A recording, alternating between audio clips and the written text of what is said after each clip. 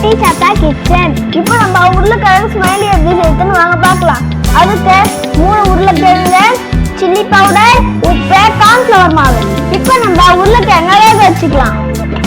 நம்ம உருளைக்கிழங்கு நல்லா கழுவி எடுத்துட்டு கட் பண்ணி அதை நல்லா வேக வச்சுக்கலாம்.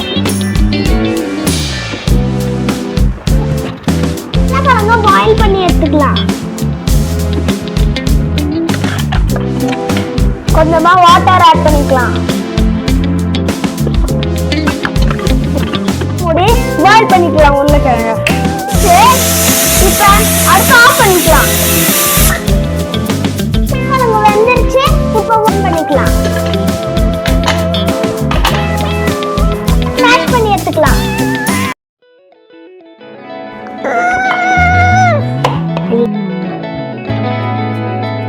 நல்லா ஸ்மாஷ் பண்ணியாச்சு. இப்போ நம்ம கார்ன்ஃப்ளவர் மாவு, சில்லி பவுடர், உப்பு, பெப்பர் போட்டுக்கலாம். அது கூட சேர்த்து பிரெட் க்ரம்ஸ் போட்டுக்கலாம். சப்பாத்தி மாவு மாதிரி பிசைஞ்சு எடுத்துக்கலாம்.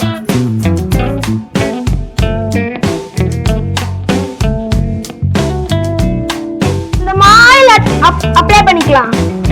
ஆயில் அப்ளை பண்ணாதான் அந்த மாவு வந்து கீழே ஒட்டாம இருக்கும். நான் எதுக்கும் கீழே பேப்பர் வச்சுக்கிறேன். Plastic paper, butter paper.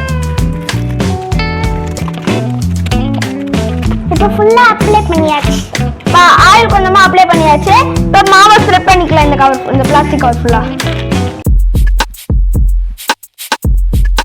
முட்டைக்கட்டையை வச்சு நல்லா ஊற்றிக்கலாம்.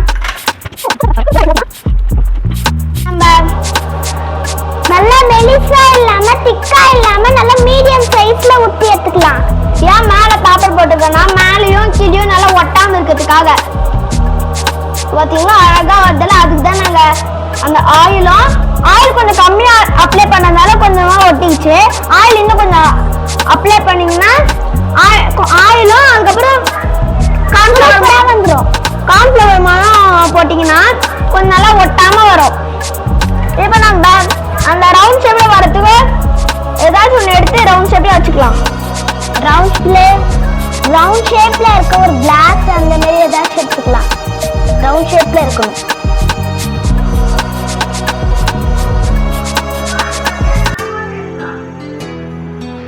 இப்போ நம்ம கண்ணுக்கு ஒரு ஸ்டார் எடுத்து இப்படி ஒரு ரோட்டை போட்டுக்கலாம். 2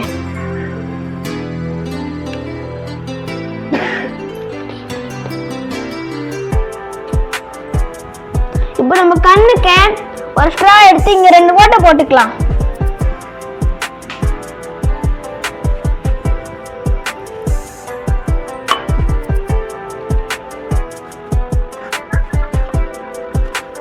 ஸ்பூன் வச்சு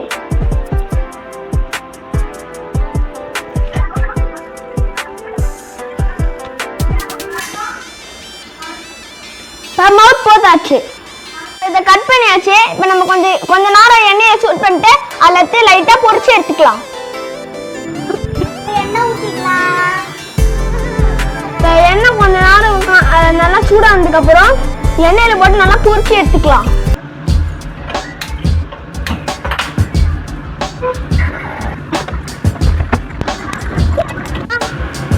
காஞ்சிச்சு. இப்போ போட்டு பொரிச்சு எடுத்துக்கலாம்.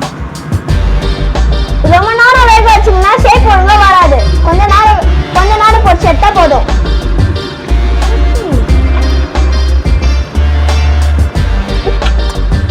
நல்லா பொரிச்சு எடுத்துக்கலாம்.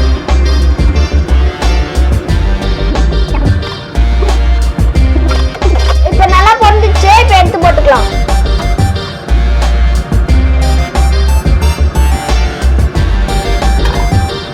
இப்ப பொட்டேட்டோ ஸ்மைலி ரெடி ஆச்சு. இப்ப எப்படி இருக்குன்னு டேஸ்ட் பண்ணி பார்த்துடலாம். சூப்பரா இருக்கு. உங்க வீட்லயே ட்ரை பண்ணி பார்த்துட்டு கீழே கமெண்ட் பண்ணுங்க. சூப்பரா இருக்கு. உள்ள வெளிய மொளமொளனும், உள்ள சாப்பிட்டாலும் சூப்பரா இருக்கு. நீங்க ட்ரை பண்ணி பார்த்துட்டு எப்படி இருக்குன்னு கீழே கமெண்ட் பண்ணுங்க.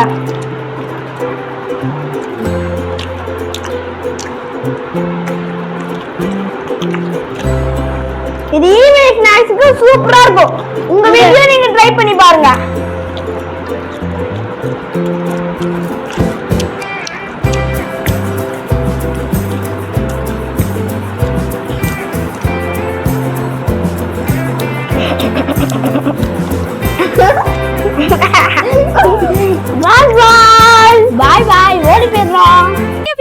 for watching the video. Don't forget to like, subscribe, share with your friends and hit that like icon. And any idea what the next cooking video will be? Don't forget to put your guesses in the comments and let's see who guesses correctly.